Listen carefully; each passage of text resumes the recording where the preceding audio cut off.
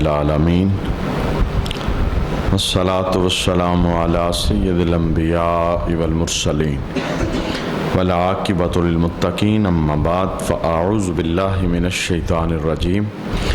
بسم اللہ الرحمن الرحیم الم تر الی الذین یزعمون انہم آمنوا بما انزل الیک وما انزل من قبلک یریدون ان یتحاکموا الی الطاغوت وقد امروا ان یکفروا به ویرید الشیطان ان یضلهم ضلالا بعیدا صدق اللہ مولانا العظیم ان اللہ وملائکتہ یصلون علی النبی یا ایھا الذین آمنوا صلوا علیہ وسلموا تسلیما اللہم صلی علی سیدنا و مولانا محمد وعلی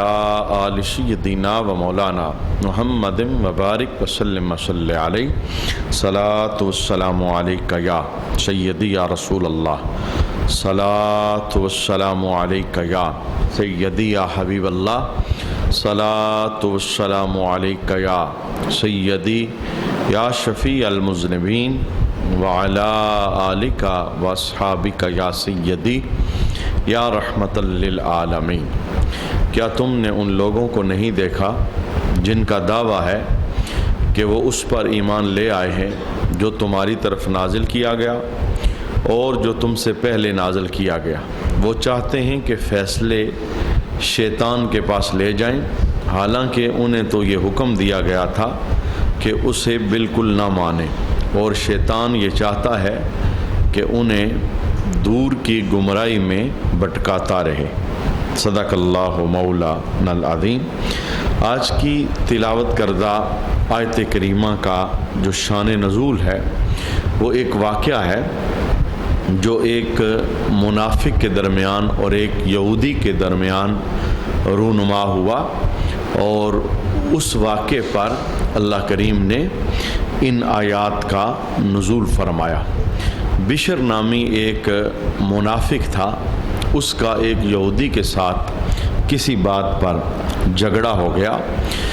بشر نامی منافق یہ چاہتا تھا کہ جو فیصلہ ہے وہ یہودی کریں،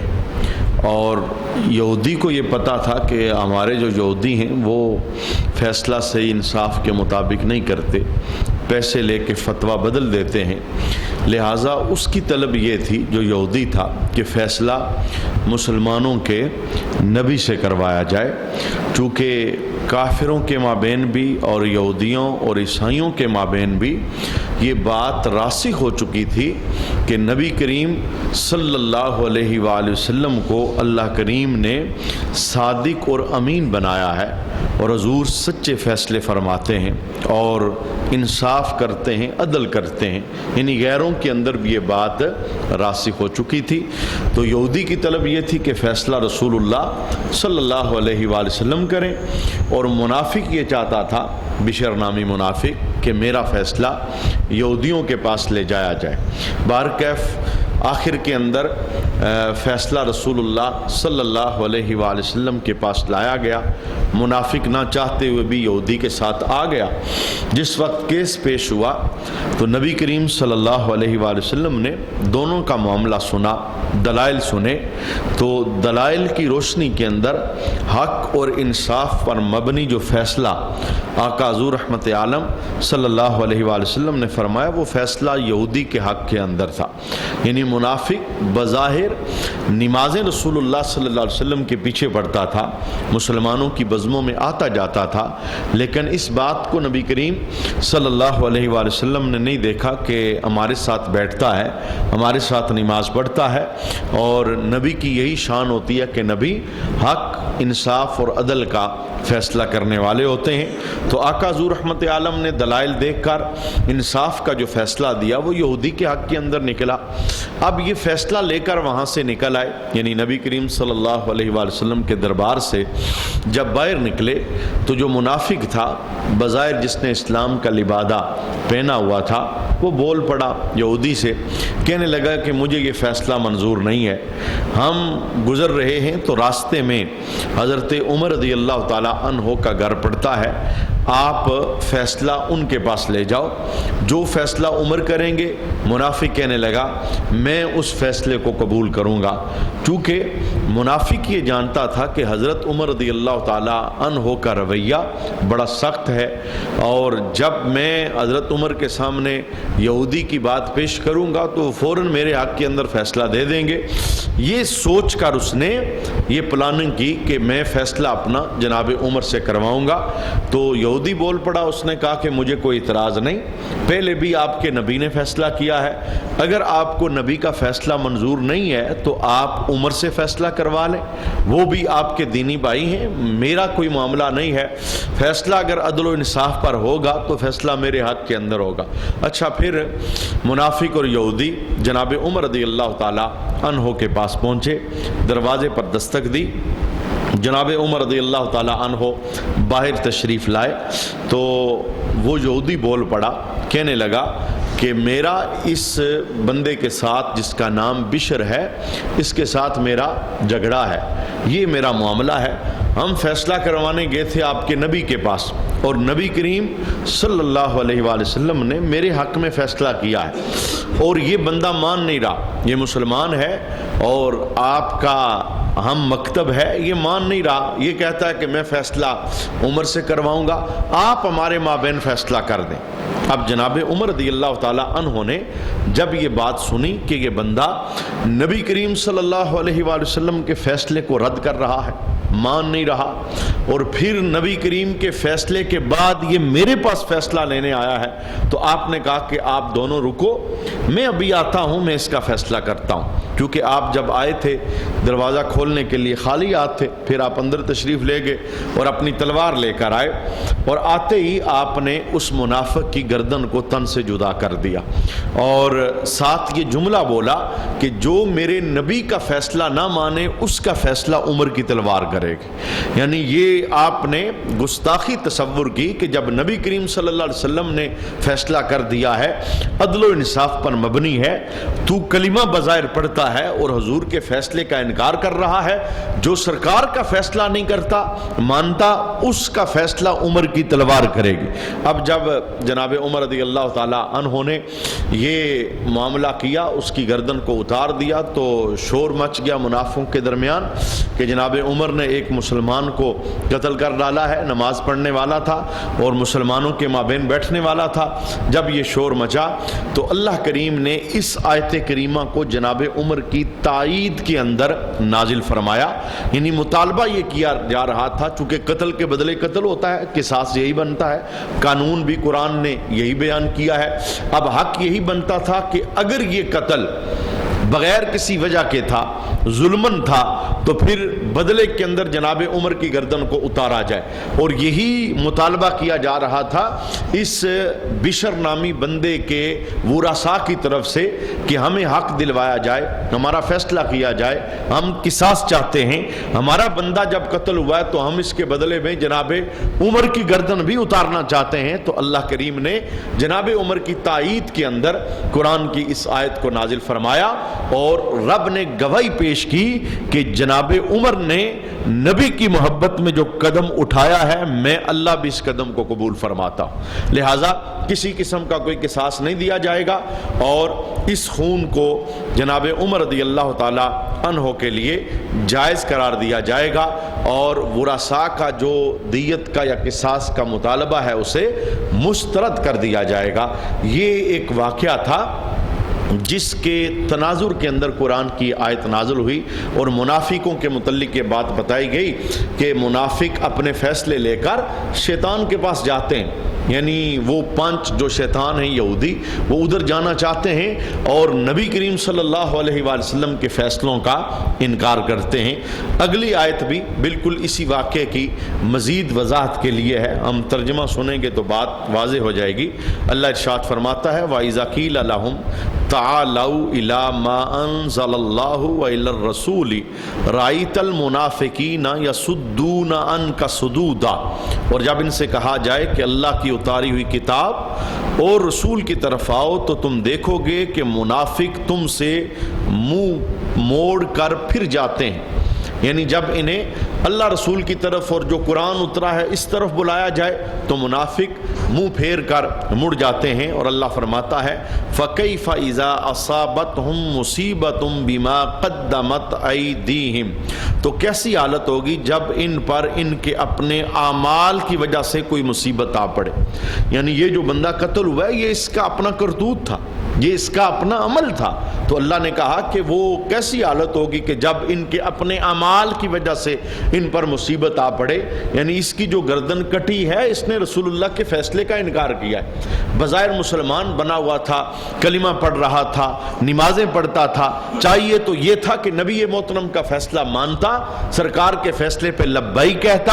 اور جو سرکار نے آرڈر دیا اس پر گردن کو خم کر لیتا۔ اس نے فیصلہ ماننے سے انکار کیا ہے، تو اللہ رب العالمین نے مزید مذمت ان آیات کے اندر منافقوں کی ثم جاؤک یحلفون باللہ، اور اللہ ارشاد فرماتا ہے اے حبیب قسمیں کھاتے ہوئے تمہارے حضور حاضر ہوتے ہیں، یعنی پہلے کرتوت ایسا کرتے ہیں اور پھر چونکہ جب یہ بشر نامی بندہ یہ قتل ہو گیا تو اس کے جو باقی ورثات تھے وہ بھی سارے منافق تھے، وہ پھر قسم کھاتے ہوئے آقا حضور کے دربار میں آئے، قسمیں کھانے لگے ہم تو سچے ہیں، ہم تو فلاں مقصد کی بنا پر جانا چاہتے تھے یہودی سے فیصلہ کروانے کے لیے، بیچ میں معاملہ یہ تھا، یعنی حقیقت پر وہ پردہ ڈال رہے تھے۔ تو اللہ رب العالمین نے اس راز سے بھی پردہ اٹھایا کہ محبوب ایک تو یہ آپ کے حکموں سے منہ موڑتے ہیں، جو اتارا ہم نے ہے قرآن اس کو مانتے نہیں، اور پھر یہ آپ کے پاس آتے ہیں قسمیں کھاتے ہوئے۔ اب اللہ ارشاد فرماتا ہے ان اردنا الا احسانا و توفیقا، اور کہتے ہیں کہ ہمارا مقصد تو صرف بلائی اور اتفاق کرنا تھا، یعنی ہم جو گئے تھے فیصلہ کروانے کے لیے یا یہودی کے پاس جانا چاہتے تھے، ہمارا تو مقصد تھا ہمیں بلائی مل جائے اور ہمیں جو انصاف ہے وہ مل جائے، ہم تو آپس میں اتفاق کروانا چاہتے تھے۔ انہوں نے یہ بہانہ آقا حضور کے سامنے بیان کیا۔ اللہ فرماتا ہے اولئک الذین یعلم اللہ ما فی قلوبہم، اللہ ارشاد فرماتا ہے ان کے دلوں کی بات تو اللہ جانتا ہے، فاعرض عنہم، پس تم ان سے چشم پوشی کرتے رہو، واعظہم، اور انہیں سمجھاتے رہو، وقل لہم فی انفسہم قولا بلیغا، اور ان کے بارے میں ان سے پر اثر کلام کرتے رہو۔ نبی کریم صلی اللہ علیہ وآلہ وسلم کو تلقین کی گئی کہ ان منافقوں کے دلوں میں کیا ہے اللہ خوب جانتا ہے، محبوب آپ ان سے اعراض کرتے رہیں، چشم پوشی کرتے رہیں، جب تک ہمارا حکم ہے آپ اپنا پر اثر کلام ان کے درمیان بولتے رہیں۔ پھر وہ وقت آ گیا جب منافقوں کو مسلمانوں سے جدا کر دیا گیا اور صحابہ کرام نے ایک ایک کا ہاتھ پکڑ کے مسجد سے منافقوں کو نکال دیا۔ یہ اس وقت کی بات ہے جب منافق مسلمانوں کی بزموں میں آ کر بیٹھ جاتے تھے اور انہیں سر عام نکالا نہیں گیا تھا۔ جب ان کے اعتراض بڑھے، جب نبی کریم صلی اللہ علیہ وآلہ وسلم کے علم پاک پر اعتراض کرنے لگے تو پھر صحابہ کرام نے مسجد سے پکڑ کر انہیں باہر نکال دیا۔ تو رب کائنات نے ان کے دلوں کی جو قدورتیں تھیں اس کا اس آیت کے اندر بیان فرمایا۔ اگلی جو آیت کریمہ ہے اس آیت کے اندر بھی نبی کریم صلی اللہ علیہ وآلہ وسلم کی ذات والا شان کی حیثیت کو بیان کیا گیا کہ منافق منہ موڑ رہے ہیں اور محبوب کی حیثیت کیا ہے اور رسولوں کو اللہ کیوں بھجواتا ہے، رسولوں کی آمد کے مقاصد کو بیان کیا گیا۔ آئیے سنیے وہ آیت کریمہ کیا ہے۔ اللہ فرماتا ہے وَمَا أَرْسَلْنَا مِن رَّسُولٍ إِلَّا لِيُطَاعَ بِإِذْنِ اللَّهِ، اور ہم نے کوئی رسول نہ بھیجا مگر اس لیے کہ اللہ کے حکم سے اس کی اطاعت کی جائے، یعنی رسول آتے ہی اس لیے ہیں کہ ان کی اطاعت کی جائے، اور یہ منافق ہیں کہتے ہیں ہم مانتے ہی نہیں، ہمیں فیصلہ قبول ہی نہیں ہے۔ رب کہتا ہے ہم رسول بھیجتے ہی اس لیے ہیں تاکہ رسول کی اتباع کی جائے، کیونکہ رسول کی اطاعت اللہ کی اطاعت ہوتی ہے اور رسول کی نافرمانی اللہ کی نافرمانی ہوتی ہے۔ اور اللہ بندوں سے بات کرتا ہے تو رسولوں کی زبان کے ذریعے کرتا ہے۔ ظاہر ہے ڈائریکٹ تو اللہ کلام نہیں کرتا، کسی کو دکھتا نہیں، کسی کو نظر نہیں آتا۔ اگر مخلوق تک اللہ کی بات پہنچتی ہے تو رسولوں کے ذریعے پہنچتی ہے، اور اگر رسولوں کی بات کو معتبر نہیں سمجھا جائے گا، رسولوں کی بات کا انکار کیا جائے گا۔ یہی وجہ ہے اللہ کریم نے تمام کے تمام انبیاء اور رسل کو معصوم بنا کر بھیجا، یعنی ان کے پاس گناہ نام کی کوئی چیز نہیں ہے، ظلم نام کی کوئی چیز نہیں ہے۔ اگر رسول گناہ کے مرتکب ہوتے تو ان کی پیروی نہ کی جاتی۔ وہ اللہ کے خلیفہ بنتے ہیں زمین کے اوپر، لوگوں کو رب کی طرف بلاتے ہیں، رب کا کلام لوگوں تک پہنچاتے ہیں، وہ واسطہ ہوتے ہیں وہی پہنچانے کا امت تک۔ تو اللہ رب العالمین نے انہیں بے عیب بنایا ہوتا ہے، معصوم بنایا ہوتا ہے، ان کی اطاعت کو رب نے اپنی اطاعت قرار دیا ہوتا ہے، اور ان کی نافرمانی کو اللہ نے اپنی نافرمانی قرار دیا ہوتا ہے۔ بڑی زبردست اور ایمان افروز آیت کا اگلا حصہ ہے۔ اللہ نے قیامت تک کے لیے اصول ارشاد فرمایا وَلَوْ أَنَّهُمْ إِذْ ظَلَمُوا أَنفُسَهُمْ جَاءُوكَ فَاسْتَغْفَرُوا اللَّهَ، اور اگر جب وہ اپنی جانوں پر ظلم کر بیٹھے تھے تو اے حبیب تمہاری بارگاہ میں حاضر ہو جاتے، پھر اللہ سے معافی مانگتے۔ انہوں نے اپنی جانوں پر ظلم کیا، یعنی منافقوں نے فیصلہ نہ مان کر اعراض کر کے اعتراض کر کے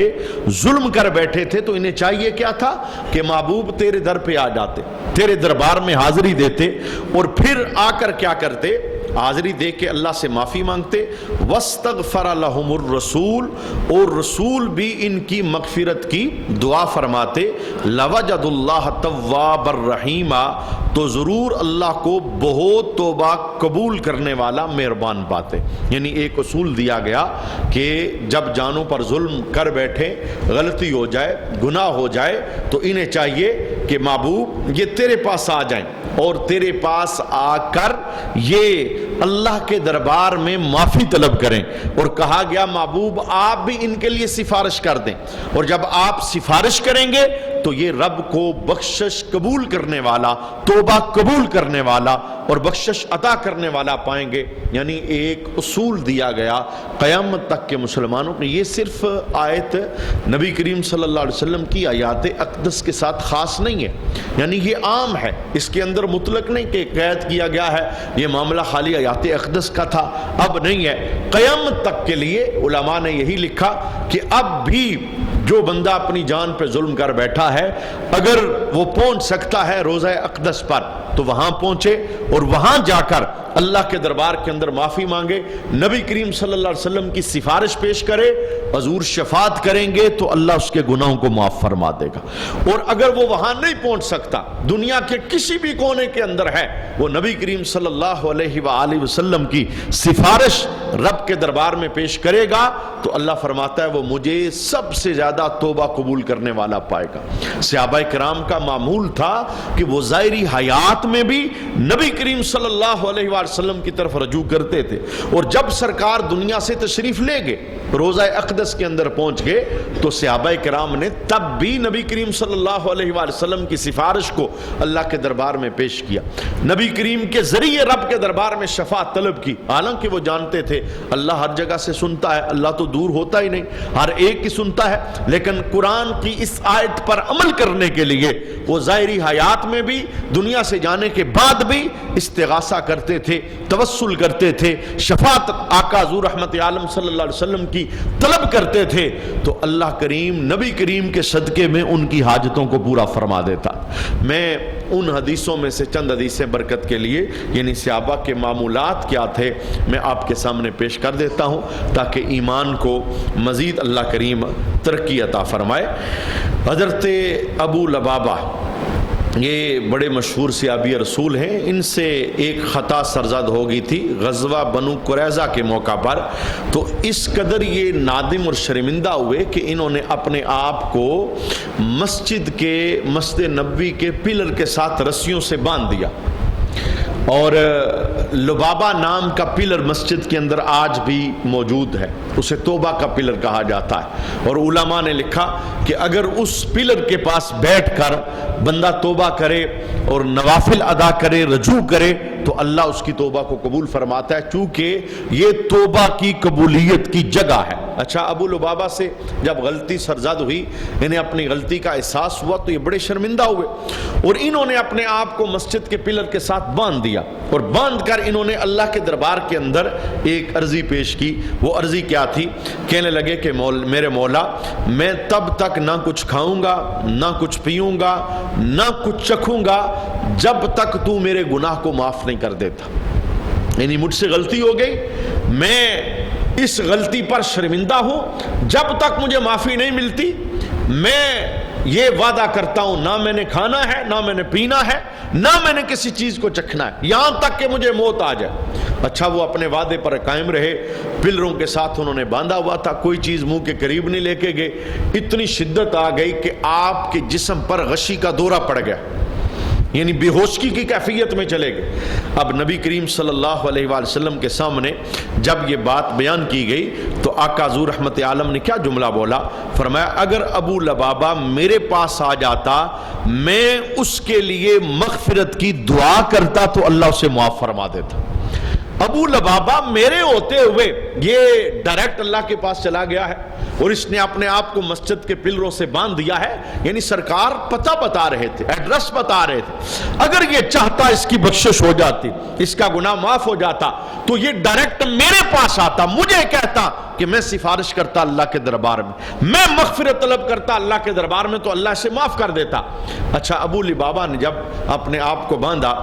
تو چونکہ اللہ ہے نا، اللہ ماؤں سے بڑھ کر اپنے بندوں سے پیار فرماتا ہے، اس کا انداز ہے، وہ بندوں کے رجوع کو قبول کرتا ہے۔ تو رب العالمین نے ابو لبابہ کو معاف کیا، اور معافی نامہ سرکار کی زبان سے جاری فرمایا کہ محبوب غلام کو بتا دیں ہم نے اسے معاف کر دیا ہے، یہ جو عاد کر بیٹھا ہے میں کھاؤں گا نہیں، پیوں گا نہیں، چکھوں گا نہیں، یہ اپنا عاد ختم کر دے۔ اب چونکہ یہ رسیوں کے ساتھ باندھا ہوا تھا، اسے صحابہ نے جا کر خبر دی، آیت اتر گئی، وہ تفصیلی آیات انشاءاللہ آئیں گی تو وہاں بھی سیکھیں گے۔ اس وقت میں مدعا بیان کر رہا ہوں کہ آقا حضور کی سفارش، آقا حضور بخشش طلب کریں، مغفرت طلب کریں اور شفاعت کریں، اللہ کے دربار میں اس کا مقام کیا۔ سرکار خود کہتے ہیں کہ اگر یہ میرے پاس آتا تو اللہ تعالیٰ اس کی بخشش کر دیتا، مغفرت کر دیتا۔ بہرکیف بخشش ہو گئی، مغفرت ہو گئی، اور آیات اتر آئی۔ صحابہ خوشخبری لے کے ابو لبابہ کے پاس گئے کہ اے ابو لبابہ، اپنی رسیوں کو کھول دو، کھانا کھا لو، پانی پی لو، اور تمہارا جو وعدہ ہے وہ پورا ہو گیا، رب نے تیری بخشش کا اعلان محمد عربی کے سینے پہ نازل فرما دیا ہے۔ اب ابو لبابہ کیا کہتے ہیں؟ ان کی ایک اپنی محبت تھی، کہتے ہیں کہ میری بخشش تو ہو گئی ہے، لیکن میں رسیاں تب تک نہیں کھولوں گا جب تک میرا نبی اپنے ہاتھوں سے میری رسیاں نہیں کھولتا۔ میں نے اپنے آپ کو پلر سے باندھا ہے، میں تب تک اپنے آپ کو آزاد نہیں کروں گا جب تک میرے نبی نہیں آتے، وہ اپنے ہاتھوں سے مجھے کھولیں گے تو میں اپنے آپ کو آزاد کروں گا۔ اور پھر صحابہ نے جا کے بتایا سرکار کو، اور سرکار غلاموں سے کتنا پیار فرماتے ہیں، حضور پھر خود تشریف لے آئے، حضور نے اپنے ہاتھوں کے ساتھ ابو لبابہ کی رسیوں کو کھولا۔ تو یہ صحابہ کا ایک انداز تھا، نبی کریم صلی اللہ علیہ وآلہ وسلم کے ساتھ محبت کا انداز، حضور رحمت عالم صلی اللہ علیہ وسلم کے دربار میں شفاعت طلب کرنے کا انداز۔ ایک اور حدیث شریف بارگاہ رسالت کے اندر یعنی توبہ رجوع کرنا، اس کی حیثیت کیا ہے، اس پر ہم کلام سماعت کر رہے ہیں۔ اما عائشہ صدیقہ رضی اللہ تعالی عنہا فرماتی ہیں کہ میں نے ایک گدا خریدا، بستر، جس کے اوپر جانداروں کی کچھ تصویریں بنی ہوئی تھی، وہ میں نے بچھا دیا، اور میرا ارادہ یہ تھا کہ نبی کریم صلی اللہ علیہ وسلم اس پر تشریف رکھیں گے، حضور کی نیت سے میں نے خریدا، اور سرکار اس پہ ٹیک لگائیں گے۔ تو اما عائشہ صدیقہ رضی اللہ تعالی عنہا کہتی ہیں کہ جب سرکار نماز پڑھ کر آئے، یعنی میں نے حضور کی غیر موجودگی میں یہ کام کیا، وہ تصویروں والا گدا میں نے خرید کر سرکار کے لیے بستر پر بچھا دیا۔ جب سرکار گھر میں تشریف لائے حجرے کے اندر، تو حضور باہر کھڑے ہو گئے، اور سرکار نے سخت ناراضگی کا اظہار کیا چونکہ آقا حضور رحمت عالم صلی اللہ علیہ وسلم نے منع فرمایا تھا، اور تصاویر کے متعلق میرے حبیب کا بڑا سخت اور اٹل حکم تھا کہ تصاویر جس گھر میں ہوتی ہیں وہاں رحمت کے فرشتے نہیں آتے۔ اور مجسم تصاویر کے متعلق میرے حبیب کا یہ بھی حدیث کے اندر موجود ہے کہ قیامت کے دن اس تصویر بنانے والے کو اللہ کہے گا کہ اس کے اندر روح ڈال، اسے زندہ کر، وہ نہیں کر سکے گا، یعنی وہ بھی مجرم ہے اور تصویر لٹکانے والا بھی مجرم۔ اس پر کلام ہم بارہا سماعت کر چکے۔ لوگ اپنے ڈرائنگ روم کے اندر وہ خوشی کے طور پر اپنی تصاویر لگاتے ہیں، ابا جی کی لگاتے ہیں، کچھ محبت والے ہوتے ہیں جو نیک لوگوں سے محبت کرتے ہیں ان کی لگاتے ہیں۔ میں بارہا کہہ چکا کہ اگر کوئی برکت کی خاطر تصویر لگاتا ہے، تصویر سے کوئی برکت نہیں آتی، تصویر سے کوئی رحمت نہیں آتی۔ ہاں اتنا ہوتا ہے تصویر جہاں لگی ہو جس کمرے میں، وہاں پر آپ نماز پڑھیں گے تو نماز مکروہ تحریمی ہے، یہ نماز دوبارہ پڑھنی پڑے گی۔ اور دوسری سب سے بڑی نقصان والی بات، جب تک تصویر گھر میں لٹکی رہے گی رحمت کے فرشتوں کا داخلہ بند رہے گا۔ اور آپ اس سے بڑھ کر بات دیکھیے، تصویر گھر میں تھی، نبی کریم داخل نہیں ہو رہے، سرکار اپنے گھر میں دروازے پر کھڑے ہو گئے۔ اور اما عائشہ صدیقہ رضی اللہ تعالی عنہا کہتی ہیں کہ جب میں نے رسول اللہ صلی اللہ علیہ وآلہ وسلم کی ناراضگی کو دیکھا تو میں نے سرکار علیہ الصلوۃ والسلام سے کیا کہا کہ حضور جو مجھ سے نافرمانی ہوئی میں اس سے اللہ اور اس کے رسول کی بارگاہ میں توبہ کرتی ہوں۔ یعنی یہ جملے اما عائشہ کے ہیں، مجھ سے غلطی ہو گئی، مجھے یہ جاندار والی تصویر والا گدا نہیں لانا چاہیے تھا، میں لے آئی، میں نادم ہوں، شرمندہ ہوں، میں اللہ کی بارگاہ میں بھی توبہ کرتی ہوں، میں رسول کی بارگاہ میں بھی توبہ کرتی ہوں۔ اب آقا حضور رحمت عالم صلی اللہ علیہ وآلہ وسلم نے اس موقع پر یہ جملہ ارشاد فرمایا کہ ان تصویر بنانے والوں کو قیامت کے دن عذاب دیا جائے گا اور کہا جائے گا جو تم نے بنایا ہے انہیں زندہ کرو۔ اور ارشاد فرمایا جس گھر میں تصویریں ہوں اس گھر میں رحمت کے فرشتے داخل نہیں ہوتے۔ تو اما عائشہ کہتی ہیں کہ جب میں نے توبہ کی تو سرکار نے میری توبہ کو قبول فرمایا، میں نے پھر وہ جو تصویروں والا گدا تھا اسے گھر سے باہر نکال دیا۔ یعنی منع کیا تھا کہ ایک غلطی ہو گئی، غلطی پر اما عائشہ صدیقہ آقا حضور کی طرف رجوع کر رہی، کہتی ہیں کہ میں اللہ سے بھی توبہ کرتی ہوں اور میں رسول اللہ سے بھی توبہ کرتی ہوں، کیونکہ اللہ کی ناراضگی رسول اللہ کی ناراضگی ہے اور رسول اللہ کی ناراضگی رب کی ناراضگی۔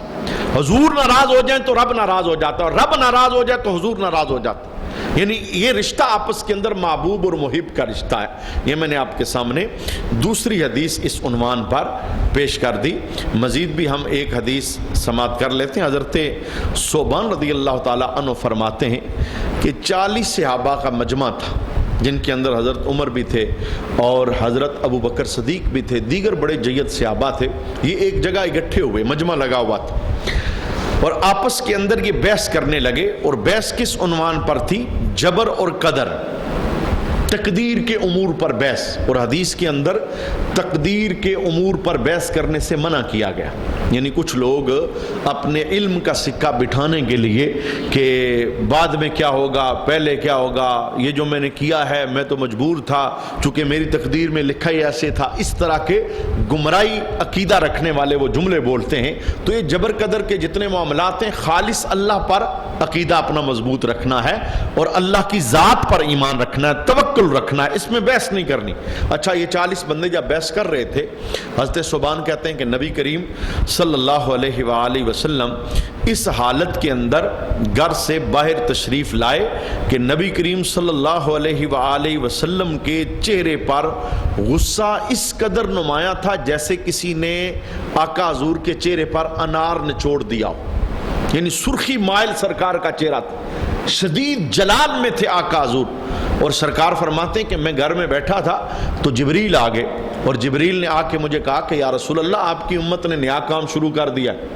لوگ تقدیر کے معاملے کے اندر بحث کر رہے ہیں۔ اب جب آقا حضور رحمت عالم نے جملہ سنا تو شدید غصے کی حالت میں، جلال کی حالت میں سرکار صحابہ کے پاس جس وقت تشریف لائے تو حضرت ثوبان رضی اللہ تعالیٰ عنہ کہتے ہیں کہ حضور کی اس کیفیت کو دیکھ کر ہم کھلے بازو کے ساتھ استقبال کے لیے آگے بڑھے، لیکن ہمارا حال یہ تھا کہ حضور کا جلال دیکھ کر ہمارے ہاتھ اور پاؤں کانپ رہے تھے۔ یعنی سرکار کے چہرے کی سرخی، حضور کا جلال، یہ دیکھ کر ہمارے ہاتھ پاؤں کانپ رہے تھے، اور جب آقا حضور رحمت عالم صلی اللہ علیہ وآلہ وسلم تشریف لائے تو ہم سب نے ایک زبان ہو کے کہا تبنا الی اللہ و رسولہ، ہم نے اللہ اور اس کے رسول کے دربار میں توبہ کی۔ یعنی یہ جو ہم بحث کر رہے ہیں تقدیر کے معاملے میں، جبر اور قہر کے معاملے میں توبہ کرتا ہوں، صحابہ کہتے ہیں ہم سب نے کہا ہم سب توبہ کرتے ہیں، رب کے دربار میں بھی اور رب کے رسول کے دربار میں بھی۔ آقا حضور رحمت عالم صلی اللہ علیہ وآلہ وسلم نے ان کی توبہ کو قبول فرمایا، اور ساتھ یہ بھی ارشاد فرمایا قریب تھا کہ تم اپنے اوپر دوزخ کو واجب کر لیتے، یعنی یہ جو کام تم نے نیا شروع کیا تھا تقدیر کے معاملے میں بحث کرنا، قریب تھا کہ تم دوزخ اپنے اوپر واجب کر لیتے۔ میرے پاس جبریل آئے، میں گھر میں بیٹھا تھا تو میں تمہارے پاس اس حالت میں آیا، اب تم نے توبہ کی ہے تو رب اور رب کے رسول نے تمہاری توبہ کو قبول فرما لیا۔ یعنی یہ صحابہ کا انداز تھا۔ جلال نبی کریم صلی اللہ علیہ وسلم کا ہوتا تو سرکار سے وہ معافی طلب کرتے، توبہ کرتے، رجوع کرتے، اور قرآن کی اس آیت کا مدعا بھی یہی ہے۔ انشاءاللہ العزیز اس پر ہم مزید کلام بھی سماعت کریں گے۔ یہ میں نے چند حدیثیں اس عنوان پر آپ کے سامنے پیش کی کہ حضور کی ظاہری حیات میں کوئی معاملہ ہو جاتا تو صحابہ سرکار کی طرف رجوع کرتے، توبہ کرتے، اور سرکار سے معافی کے خواستگار ہوتے۔ بالکل اسی طرح جب سرکار دنیا سے تشریف لے گئے روضہ انور کے اندر، اس کے بعد بھی صحابہ کا یہی معمول تھا، کوئی معاملہ ہو جاتا تو وہ آقا حضور رحمت عالم کی شفاعت طلب کرتے، روضہ انور پر حاضر ہوتے۔ اس پر بھی حدیثیں موجود ہیں، انشاءاللہ آنے والی نشست کے اندر ہم انہیں بھی سماعت کریں گے۔ اللہ کریم ان آیات پر ہمیں عمل کی توفیق عطا فرمائے۔ وما علینا الا البلاغ المبین۔